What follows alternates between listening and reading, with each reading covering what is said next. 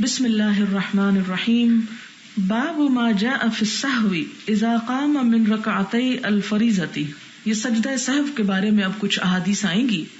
ما جاء فی السہو، جو سجدہ سہو کے بارے میں آیا. اذا قام، جب انسان کھڑا ہو جائے. من رکعتي الفریضۃ، فرض نماز کی 2 رکعتوں کے بعد. یعنی اگر 4 رکعت کی نماز میں درمیان میں نہ بیٹھے اور تیسری رکعت میں کھڑا ہو جائے تو پھر کیا کرے؟ کھڑا رہے اور نماز کے آخر میں سجدہ سہو ادا کر لے. مراد یہ. حدثنا عبداللہ بن یوسف قال اخبرنا مالک بن انس عن ابن شهاب عن عبد الرحمن الاعرج عن عبد الله بن بحينة رضي الله عنه انه قال صلى لنا رسول الله صلى الله عليه وسلم ركعتين من بعد الصلوات ثم قام فلم يجلس. عبداللہ بن بحینہ کہتے ہیں کہ حضور صلی اللہ علیہ وسلم نے ہم کو نماز پڑھائی 2 رکعتیں بعض نمازوں میں سے. ثم قام، پھر آپ کھڑے ہو گئے. فلم یجلس، تو بیٹھے نہیں، یعنی 2 کے بعد تیسری میں بھی کھڑے ہو گئے. فقام الناس معه، تو لوگ بھی آپ کے ساتھ کھڑے ہو گئے. فلما قضا صلاته، جب آپ نے اپنی نماز پوری کر لی.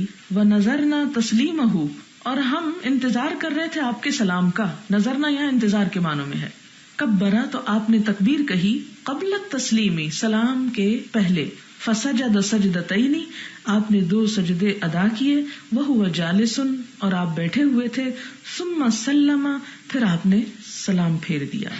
اس سے کچھ باتیں ہمیں معلوم ہوتی ہیں. پہلی بات تو یہ کہ اگر کوئی شخص تیسری رکعت میں کھڑا ہو گیا ہے تو پھر یہ نہیں کہ الحمدللہ رب العالمین کہہ چکا تو اس کو یاد ہے میں نے تو تحیات نہیں پڑھا اور وہ چھوڑ کے پھر بیٹھ جائے. ایسی حرکت نہ کرے. اب کھڑا ہو گیا ہے تو نماز کے ادب کا تقاضا یہ کہ کھڑا ہی رہے. جو بھول چوک ہو گئی اس کا بعد میں کفارہ کر دے. اب کیا ہوگا کہ وہ تیسری رکعت کے بعد بھی نہیں بیٹھ جائے گا، بلکہ تیسری کے بعد چوتھی بھی پڑھ لے گا، اور چوتھی کے بعد وہ تحیات میں بیٹھ کے اینڈ تک سب کچھ پڑھ جائے گا. یعنی سلام پھیرنے سے پہلے تک جو کچھ اس نے پڑھنا ہے سب کچھ پڑھ لے، پھر اللہ اکبر کہہ کے 2 سجدے کرے گا اور اس کے بعد سمپلی سلام پھیر لے گا. یہ ہے صحیح طریقہ جو حدیث سے ثابت ہے. لیکن جو یہ کہا جاتا ہے کہ نماز توڑ کے صرف 1 سلام پھیر لے اور 2 سجدے کر کے پھر سے سارا وہ پڑھے، تو یہ یہاں ثابت نہیں ہے.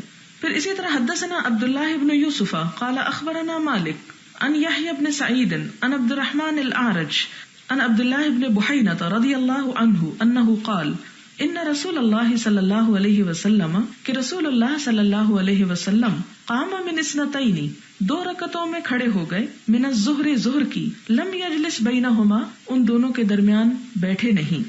فلما قضا صلاته سجد سجدتین، جب آپ پوری نماز کر چکے تو 2 سجدے ادا کیے. ثم سلم بعد ذلك، پھر اس کے بعد سلام پھیر لیا. اس سے کیا پتہ چلتا ہے کہ درمیان میں نماز نہیں توڑنی چاہیے.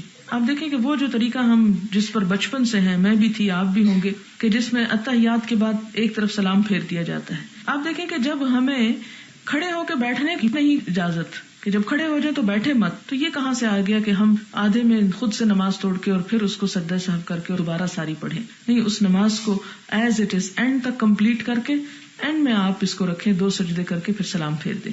اور ایون اگر سلام پھیر چکے پھر بھول گئے تو اس صورت میں بعد میں بھی 2 سجدے کیے جا سکتے ہیں. باب اذا صلی 5، اگر کوئی 5 رکعتیں پڑھ جائے، یعنی چوتھی پہ بیٹھنا تھا اور چوتھی پہ نہیں بیٹھا اور اٹھ کے 5ویں پڑھ لی، اس نے ہو جاتا ہے نا ایسے.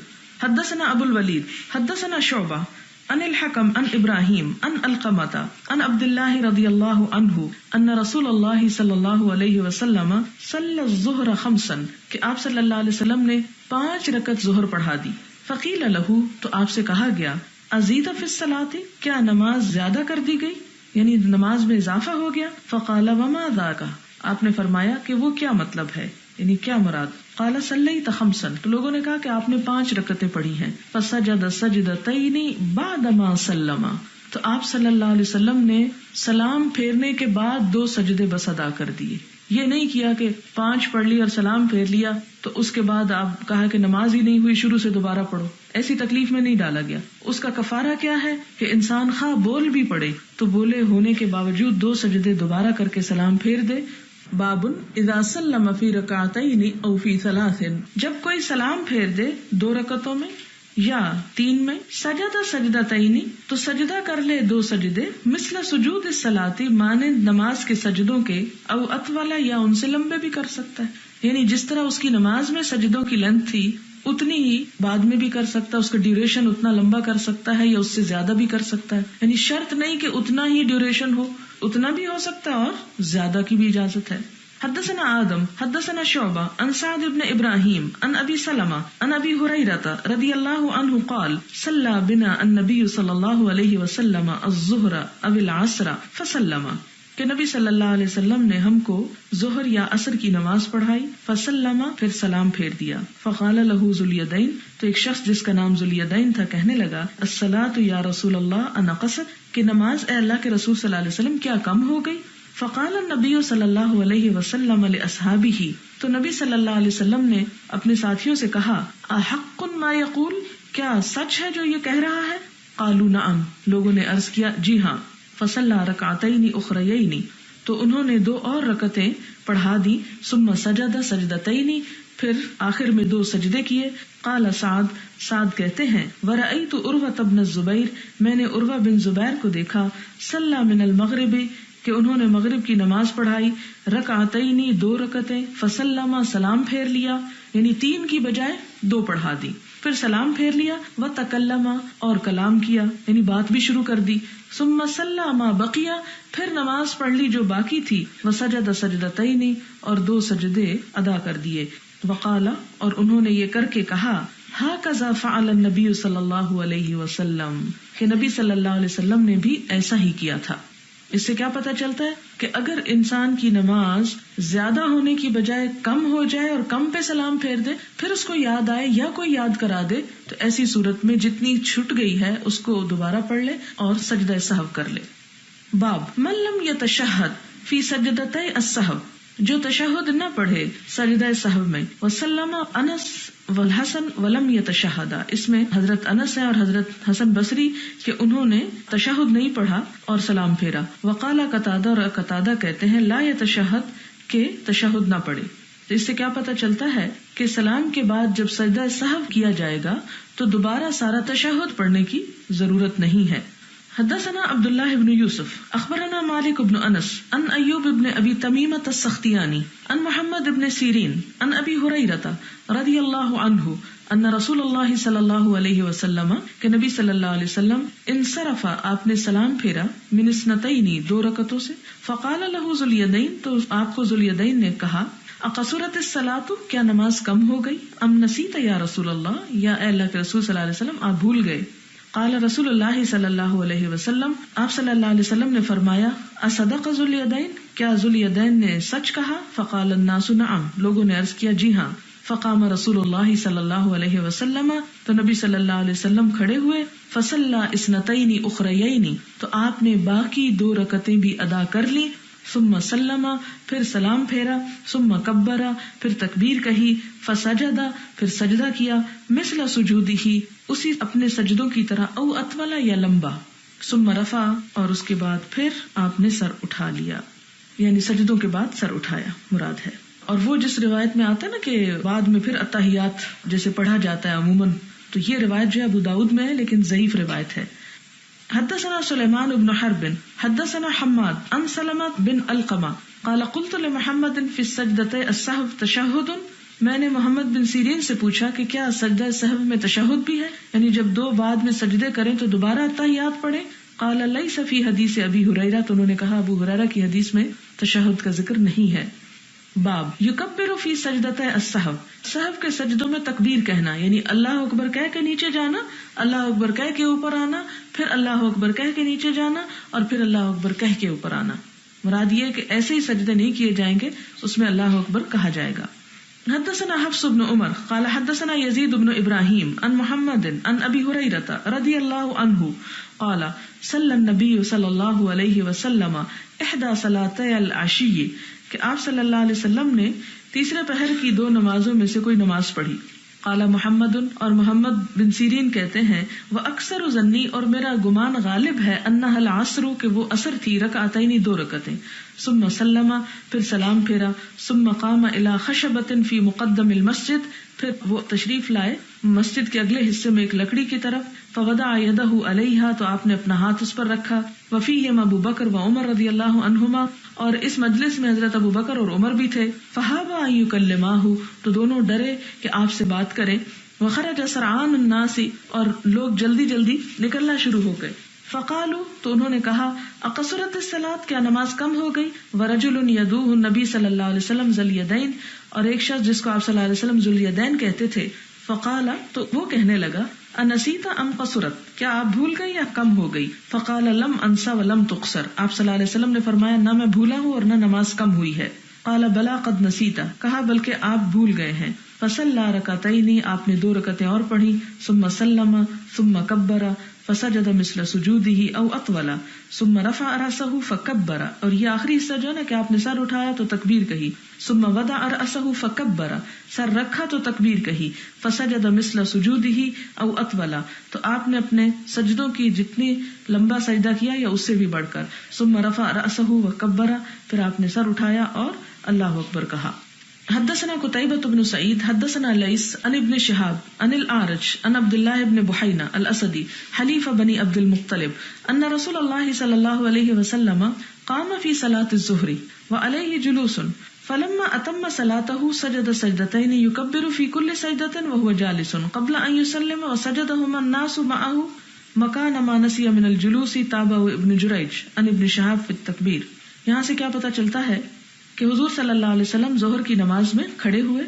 وعلیہ جلوس، یعنی آپ صلی اللہ علیہ وسلم پر لازم تھا کہ آپ بیٹھے، یعنی علیہ جلوس یعنی لازم تھا آپ پر کہ بیٹھے، لیکن آپ کھڑے ہو گئے. پھر جب آپ نے نماز پوری کر لی تو آپ نے 2 سجدے کیے، ہر سجدے میں تکبیر کہی اور وہ بیٹھے ہوئے ہی تھے.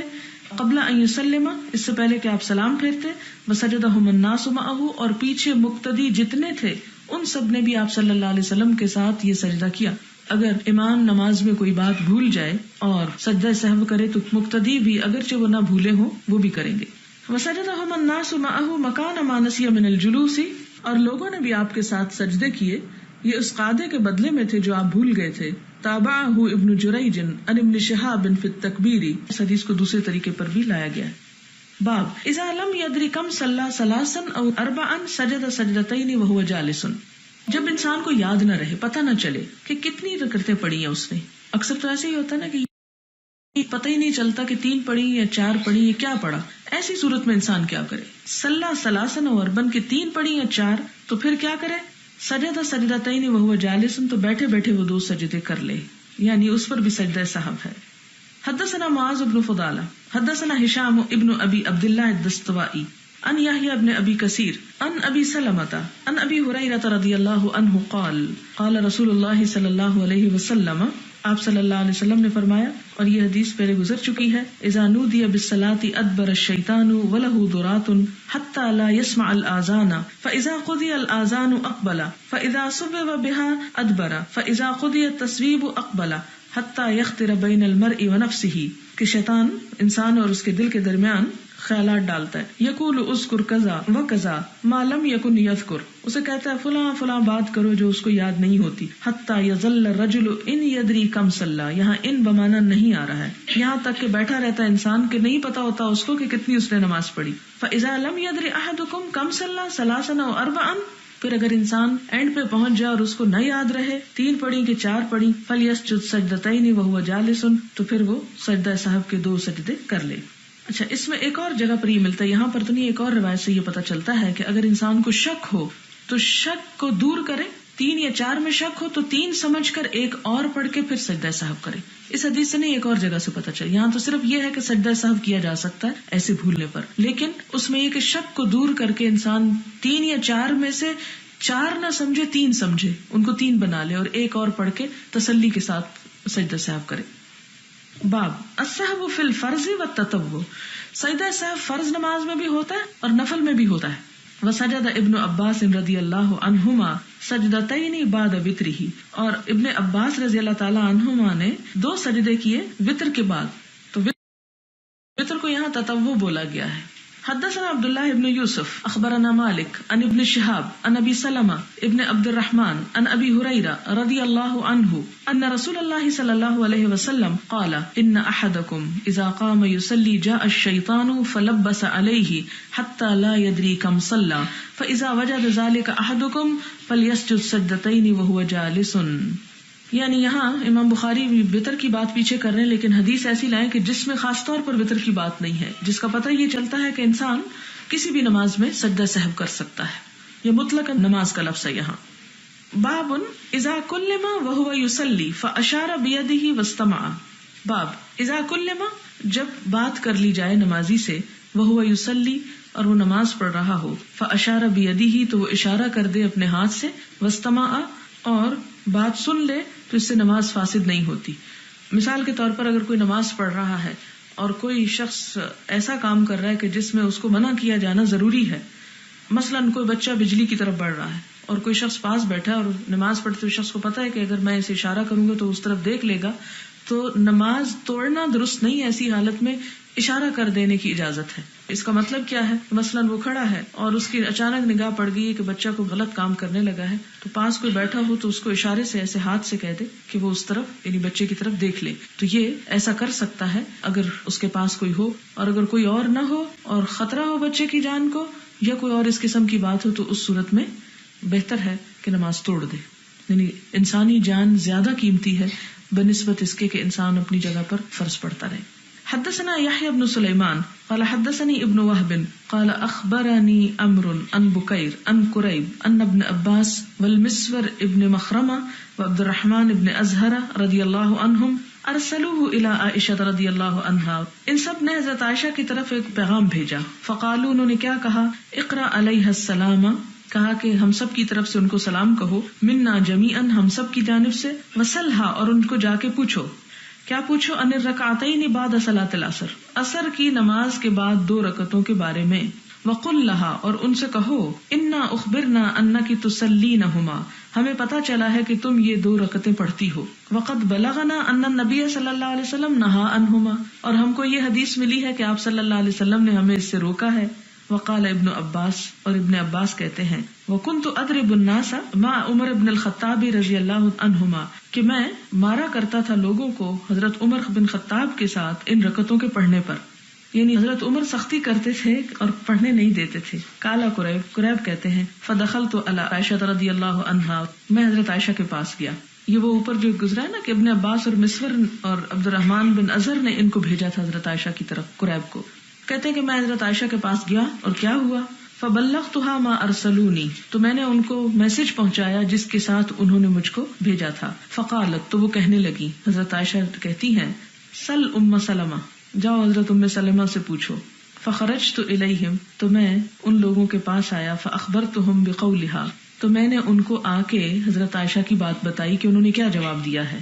فردونی الی ام سلمہ، تو انہوں نے مجھے ام سلمہ کے پاس بھیج دیا. بمثل ما ارسلونی بہ الی عائشہ، اسی طریقے پر جس طرح انہوں نے مجھے حضرت عائشہ کے پاس بھیجا تھا. فقالت ام سلمہ، تو ام سلمہ کہتی ہیں رضی اللہ عنہا، سمعت النبی صلی اللہ علیہ وسلم، میں نے نبی صلی اللہ علیہ وسلم سے سنا کہ ینہا عنہما، وہ ان 2 رکعتوں سے روکا کرتے تھے. ثم رأیتہ یصلیہما، پھر میں نے آپ کو دیکھا کہ آپ ان کو پڑھتے تھے. حین صلی العصر، جب آپ عصر کی نماز پڑھتے. ثم دخل علی، پھر آپ میرے پاس تشریف لائے. وعندی نسوۃ من بنی حرام من الانصار، اور میرے پاس بنو حرام قبیلے کی کچھ عورتیں تھیں. ہمارے یہاں حرام لفظ ذرا زیادہ سخت ہے، لیکن وہاں قبیلے کا نام ہے بنو حرام. فارسلت الیہ الجاریۃ، تو میں نے ایک لڑکی کو آپ صلی اللہ علیہ وسلم کے پاس بھیجا. فقلت، تو میں نے کہا، قومی، کھڑی ہو جانا، بجنبہ، آپ کے ساتھ. قولی لہو، آپ ان کو کہنا، تقول لک ام سلمہ، ام سلمہ آپ کو کہہ رہی ہیں، یا رسول اللہ، سمیتک تنہا عن ہاتین، کہ میں نے سنا آپ کو کہ آپ روکتے ہیں ان 2 رکعتوں سے. واراک تصلیہما، اور میں آپ کو دیکھتی ہوں کہ آپ یہ 2 رکعتیں پڑھتے ہیں. فَإِنْ أَشَارَ بِيَدِهِ، پھر اگر آپ نے اپنے ہاتھ سے اشارہ کیا، فَاسْتَأْخِرِي عَنْهُ، تو تم وہیں پر ذرا دیر رک جانا. فَاسْتَأْخِرِي کا مطلب ذرا پیچھے ہو جانا، وہیں رک کے پیچھے ہو جانا. فَفَعَلَتِ الْجَارِيَةُ، تو اس بچی نے یہی کیا. فَأَشَارَ بِيَدِهِ، تو آپ نے اپنے ہاتھ سے اشارہ کیا. فَاسْتَأْخَرَتْ عَنْهُ، تو وہ بچی ذرا پیچھے ہٹ گئی. فَلَمَّا انصَرَفَ، تو آپ نے جب سلام پھیرا، قَالَ يَا ابْنَتَ أَبِي أُمَيَّةَ، اے ابو امیہ کی بیٹی، یہ ام سلمہ کی طرف اشارہ ہے. سألتی عن الرکعتین بعد العصر، تم مجھ سے 2 رکعتوں کے بارے میں پوچھ رہی ہو عصر کے بعد. وَإِنَّهُ أَتَانِي نَاسٌ مِّنْ عبد القیس، کہ میرے پاس عبد القیس کا وفد آیا. فشغلونی عن الرکعتین اللتین بعد الظہر، تو انہوں نے مجھے مشغول کر دیا ان 2 رکعتوں سے کہ جو ظہر کے بعد ہیں. فہما ہاتانی، تو یہ 2 میں نے پڑھی ہیں. یہ ایک لمبا قصہ ہے جس سے علم حاصل کرنے کے طریقوں کے بارے میں بھی پتہ چلتا ہے کہ وہ لوگ کیا کرتے تھے. یہاں پر آپ دیکھیں کہ عبداللہ بن عباس ہے صحابی، آپ کے چچا کے بیٹے، مسور بن مخرمہ ہے، عبد الرحمن بن ازہر ہے. یہ تینوں آپس میں کسی بات پہ ڈسکس کر رہے ہوں گے. انہوں نے یہ سن رکھا تھا کہ حضرت عائشہ عصر کے بعد 2 رکعتیں پڑھتی ہیں، جبکہ آپ صلی اللہ علیہ وسلم نے منع کر رکھا ہے عصر کے بعد کسی نماز سے. تو انہوں نے سوچا کہ ہم کیوں نہ حضرت عائشہ سے ہی پوچھیں کہ وہ ایسا کیوں کرتی. ہم جیسے لوگ کیا کرتے ہیں، جہاں سے بات پوچھنی چاہیے، جس سے کنسرنڈ ہے، اس سے نہیں بات کریں گے اور پیچھے پیچھے باتیں بناتے رہیں گے، جس کا نقصان کیا ہوتا ہے، مسئلہ اپنی جگہ برقرار رہتا ہے، بے چینی اپنی جگہ برقرار رہتی ہے، اور اپنی بے چینی ہم دوسروں کو بھی لگا دیتے ہیں. ایک چیز جس کے بارے میں ہمارا ذہن خراب ہوا، ہم 10 اور کا خراب کر دیتے. اسلام نے اس کے برعکس ہمیں کیا کہا کہ تم کیا کرو، جس کے بارے میں تمہیں شکایت ہے، جہاں سے مسئلہ ہے اس سے پوچھ لو کہ کیا مسئلہ ہے. مثال کے طور پر آپ دیکھیں، مثلا آپ دیکھتے ہیں کہ کوئی شخص حجاب نہیں کرتا، بجائے اس کے کہ آپ اس سے بات کریں، آپ اس کے دوسرے رشتہ داروں سے، ادھر ادھر کے لوگوں سے کہتے ہیں اچھا دیکھا فلاں شخص یہ کرتا ہے، فلاں شخص یہ کرتا ہے، فلاں اس کو یہ منع کیوں نہیں کرتا مثلا.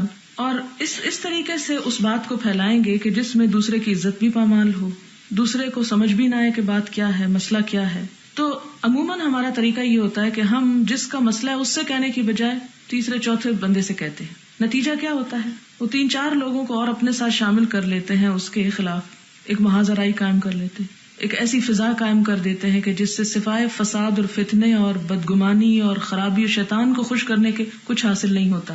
اور جو شخص غلطی کر رہا ہے اس کے فرشتوں کو بھی خبر نہیں ہوتا کہ وہ غلطی کر رہا ہے. اب اس میں آپ دیکھیں کہ مثلا آپ کے منہ پر کچھ لگا ہوا ہے، بعض اوقات کوئی چیز آ کے گر گئی، کوئی گندی چیز گر گئی، کوئی سیاہی کا نشان لگ گیا، آپ نے آنکھوں کا میک اپ کیا تھا، ہاتھ مل دیا مثلا بھول کے، اور آپ کو خود نہیں پتا کیونکہ اپنا آپ تو کسی کو بھی نہیں دکھائی دیتا نا. لہٰذا دوسرے لوگ آپ کو دیکھتے جاتے ہیں اور ہنستے جاتے ہیں یا آپس میں باتیں کر رہے ہیں اور آپ کو کوئی نہیں بتا رہا کہ آپ کی آنکھیں سیاہ ہو گئی ہیں ملنے کی وجہ سے.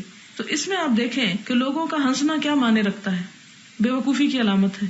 اور پھر اس شخص کی پریشانی کیوں ہے کہ اس کو پتہ ہی نہیں ہے کہ لوگ مجھ پہ کیوں ہنس رہے ہیں. بہتر طریقہ کیا ہے جو اسلام نے بتایا، دوسروں کے اوپر ہنسنا، ان کا مذاق اڑانا، تانا دینا، ان کے عیب چننا، ان سب چیزوں کو حرام قرار دیا کہ دوسرے کی عزت کا احترام کرو. اگر اس نے ایک غلط بات کی ہے تو کیا کرو، یا اس کے اندر کوئی عیب تمہیں نظر آ رہا ہے تو اگر تم میں جرت ہے تو تم خود اس کے پاس چلے جاؤ. اگر خود نہیں جا سکتے تو جس سے کہہ سکتے اس سے کہلوا کے اس کو آگے کر دو. اس کی بھی کیا دلیل ہے، مثلا یہ ذوالیدین کا قصہ کہ حضور صلی اللہ علیہ وسلم نے کیا کیا، 4 کی بجائے 2 رکعتیں پڑھا کے اٹھ کھڑے ہوئے. حضرت عمر اور حضرت ابو بکر کو بھی ڈر لگا کہ ہم نہیں بات کر سکتے، تو اس پر کیا ہوا کہ ذوالیدین اٹھا اور اس نے جا کے آپ صلی اللہ علیہ وسلم سے بات کرتی کہ آپ نے ایسا کیا ہے. اب آپ دیکھیں کہ اگر ذوالیدین نہیں اٹھتا، نہیں بتاتا، لوگ چلے جاتے، حضرت ابو بکر اور عمر بھی چلے جاتے، حضور صلی اللہ علیہ وسلم بھی چلے جاتے، کتنی غلط فہمی پھیل سکتی تھی. لوگ کہتے جی نماز کم ہو گئی، اور وہ بات پتہ نہیں کہاں تک پہنچ جاتی، اور ہو سکتا وہاں تک پہنچتی کہ ہم لوگ بھی شاید کچھ کہتے کہ نہیں زور کی رکعتیں 4 نہیں 2 ہی تھی، اور کہتے کہ نہیں وہ دیکھو وہ فلاں واقعے سے ثابت ہے کہ 4 نہیں 2 تھی. اس موقع پر ایک شخص کی سمجھداری نے سارے معاملے کو درست کر دیا، اور وہ غلط فہمی مسجد کے اندر ہی درست ہو گئی، اور جو کمی رہ گئی تھی اس کو پورا کر لیا گیا. ایسے میں جب آپ دیکھتے ہیں کہ کسی شخص کے اندر عیب ہے تو آپ کو چاہیے کہ یا تو براہ راست اس کے پاس جا کے آپ بات کر لیں کہ جی آپ میں یہ عیب ہے، آپ اپنی اصلاح کر لیں. اگر آپ کے اپنے اندر ہمت نہیں تو آپ کسی ایسے شخص کو جس کے اندر آپ سمجھیں کہ واقعی ہمت ہے وہ اس سے بات کر لے گا تو آپ اس کو بات کر دیں. لیکن اگر آپ کو یہ پتا کہ وہ بھی بات نہیں کرے گا تو آپ صرف اپنے نفس کی تسکین کے لیے کبھی اس سے بات کریں، کبھی اس سے کر رہے ہیں، اس سے کر رہے ہیں، اس سے کر رہے ہیں، اور ایک پورے ماحول کو خراب کر رہے ہیں. تو بہتر کیا ہے کہ آپ پھر اپنی زبان بندی رکھیں، کیونکہ عموماً پھر ساتھ شیطان بھی شریک ہو جاتا ہے. وہ ایسے موقعوں کی تلاش میں رہتا ہے کہ آپ ایک پورے ماحول کو خراب کر سکیں. اس کے بعد نتیجہ کیا نکلتا ہے، مسئلہ اپنی جگہ برقرار، لوگ اپنی جگہ پریشان، اور آپ اپنی جگہ گناہگار. جتنا شر پھیلائیں گے اتنا حصہ پائیں گے. لہٰذا اسلام کا طریقہ کیا ہے کہ آگے بڑھ کے منکر دیکھو تو ہاتھ سے روک لو، نہیں تو زبان سے روک لو، نہیں تو دل میں برا سمجھو اور پھر چپ رہو. اس منکر اس شر کو دوسری جگہوں پہ مت پھیلاؤ.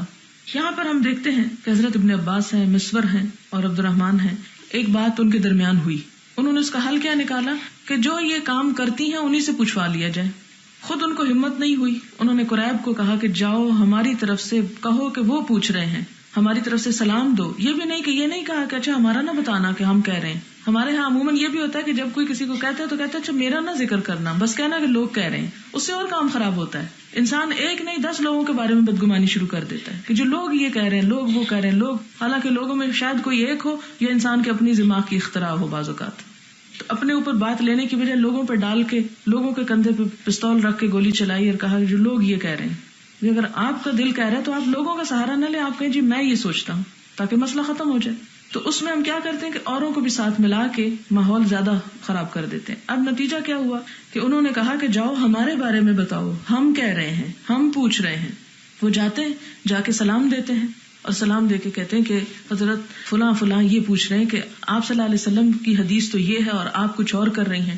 اب حضرت عائشہ کی حکمت دیکھیں، وہ اپنی صفائی خود نہیں بیان کرتی. وہ کہتی ہیں اچھا ان کو جا کے کہو کہ ام سلمہ سے پوچھ لو. اسے کہتی ہیں کہ جاؤ ام سلمہ سے پوچھو، میں نہیں بتاتی. یہ کیوں انہوں نے کہا کہ ام سلمہ سے پوچھو؟ اس لیے کہ تاکہ ایک کے ساتھ دوسرے کی گواہی مل جائے اور حضرت عائشہ کے طرز عمل کو تقویت مل جائے. لہٰذا وہ واپس جا کے کہتے ہیں کہ انہوں نے کہا ہے کہ جاؤ ام سلمہ سے پوچھو. پھر یہ ام سلمہ کے پاس ان کو بھیجتے ہیں اور ام سلمہ یہ نہیں کہتی کہ ہاں یہ درست ہے اور یہ غلط ہے، کوئی اس میں لمبی چوڑی دلیلیں نہیں دیتی اور آرگیو نہیں کرتی، بلکہ پھر بڑی حکمت سے کام لیتی ہیں اور وہ اپنا قصہ سناتی ہیں. وہ سارا قصہ ان کو بتانے کی ضرورت کیوں پیش آئی، وہ سارا رستہ انہوں نے کیوں ہموار کیا، تاکہ لوگوں کو بات اچھی طرح سمجھ میں آ جائے. اب وہ کیا بتاتی ہیں کہ اسی طرح میں نے بھی سنا تھا آپ صلی اللہ علیہ وسلم سے کہ آپ نے منع فرمایا اور آپ پڑھ رہے تھے تو میرے پاس ایک بچی تھی، میں نے اس بچی کو بھیجا اور کہا کہ جاؤ حضور صلی اللہ علیہ وسلم سے پوچھو. اور اس بچی نے پوچھا تو آپ صلی اللہ علیہ وسلم نے اصل واقعہ بتایا کہ میں ظہر کے فرض کے بعد کسی وفد سے باتیں کرنے میں مصروف ہو گیا تھا، اس لیے میں وہ سنتیں ظہر کے بعد کی نہیں پڑھ سکا، حتیٰ کہ عصر کا وقت آ گیا تو میں عصر کے بعد ان کو گھر میں آ کے پڑھ رہا ہوں.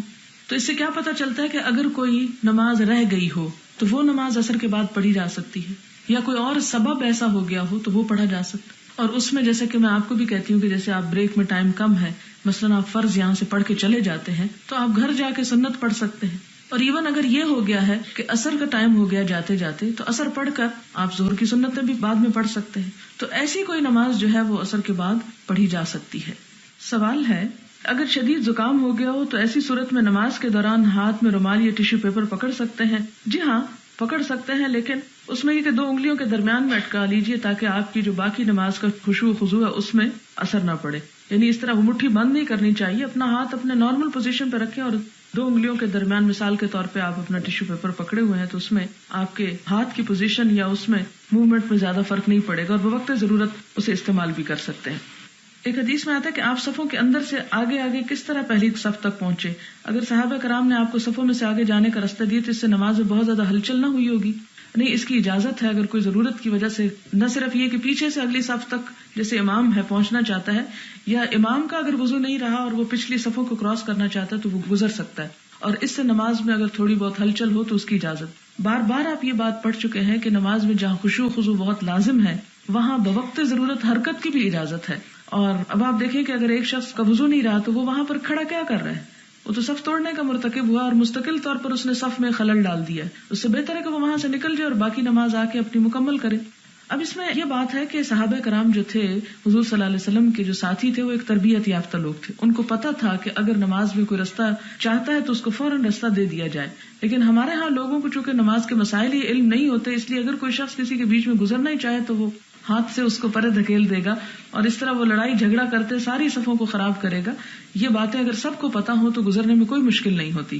اور عموماً انسان لوگوں کے کھڑے ہونے کے وقت میں نہ گزرے، اس وقت گزرے جب وہ سجدہ کر رہے ہوں تو تھوڑا پھلانگ بھی جائے ان کو، یا وہ تحیات بیٹھے ہوئے ہوں تو اس میں بھی اگر کوئی شخص گزرنا چاہتا ہے اور 2 لوگ ساتھ ساتھ بیٹھے ہوئے ہیں تو ایک شخص اگر جھک کے ایک طرف کو راستہ تھوڑا دے دیتا ہے تو اس میں کراس کرنا پیچھے کی طرف مشکل نہیں ہوتا. عورتوں کی جماعت میں عورت امام کی غلطی کا احساس دلانے کے لیے کیا تالی بجائے گی یا سبحان اللہ کہے گی؟ تالی ہی بجائے گی. میں نے سنا ہے کہ نماز میں دوپٹے کا پلو زمین سے نہیں لگنا چاہیے، عذاب ملتا ہے. اس میں کتنی صداقت ہے؟ اس میں کوئی صداقت نہیں. پھر میرے خیال ہے جینز پہن کے پڑھنی چاہیے نماز اور ٹوپی پہن کے، کیونکہ دوپٹہ لیں گے تو لازمی نیچے لگے گا. بعض لوگ نماز پڑھتے ہوئے ہل ہل کر پڑھ رہے ہوتے ہیں، کیا اس سے نماز مکروہ ہو جاتی ہے؟ کیونکہ ان کو تو پتہ نہیں چلتا کہ وہ ہل رہے ہیں، ان کو خود تو نہیں چلتا لیکن ساتھ کھڑے ہوئے کو خوب چلتا ہے. لہٰذا خدا کے لیے اپنی اس عادت سے پرہیز کریں. قوموا للہ قانتین، فرما بردار بندے بن کے کھڑے ہو جاؤ. اور اس میں یہ کہ اگر آپ وجد میں ہیں تو بھی اس وقت بہترین وجد اپنے آپ کو کنٹرول کرنا اور سمیٹنا ہے. کہتے ہیں کہ ہمارے ٹیچر نے ایک سنایا تھا قصہ کہ ایک امام صاحب بہت ہل ہل کے نماز پڑھا رہے تھے، تو ان سے پوچھا گیا کہ آپ اتنا کیوں ہل رہے ہیں؟ تو انہوں نے کہا کہ وہ حدیث کی کتاب میں لکھا ہوا ہے کہ جو 2 رکعتیں نماز پڑھے وہ اصل میں لکھا ہوا تھا کہ ہلکی پڑھے، تو انہوں نے ہلکے پڑھے کو ہل کے پڑھے. تو آپ نے بھی کہیں ایسا ہی تو کوئی ترجمہ نہیں پڑھ لیا.